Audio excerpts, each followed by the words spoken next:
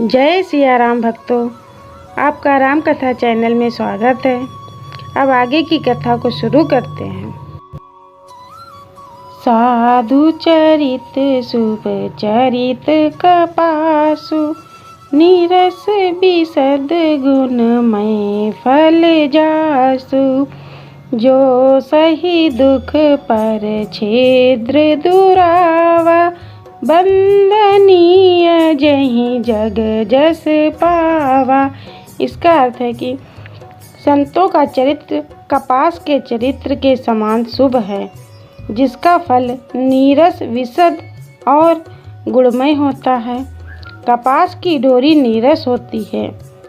संत चरित्र में भी विषयासक्ति नहीं है, इससे वह भी नीरस है। कपास उज्जवल होता है।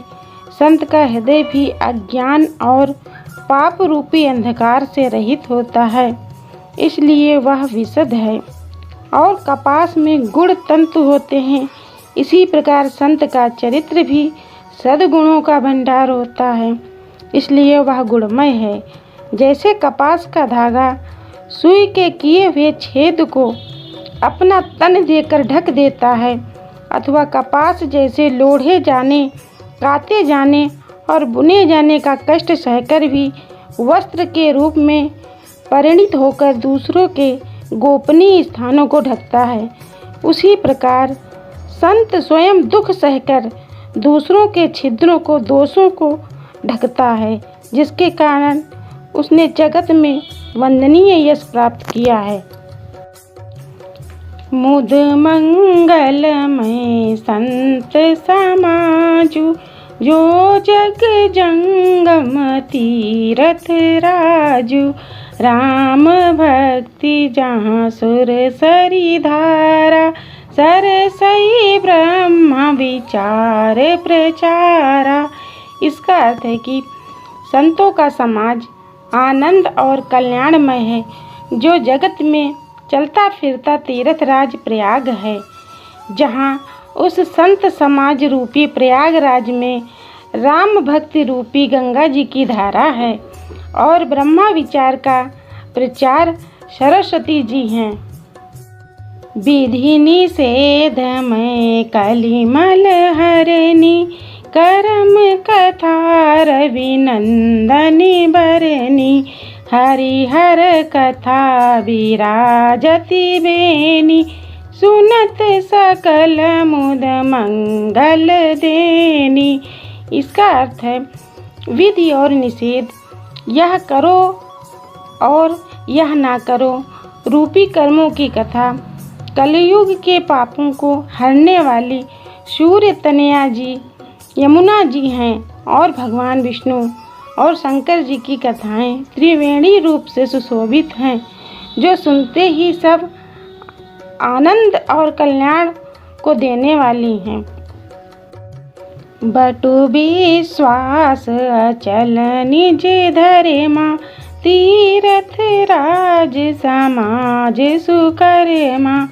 सब ही सुलभ सब दिन सब देशा, सेवत सादर समन कलेशा।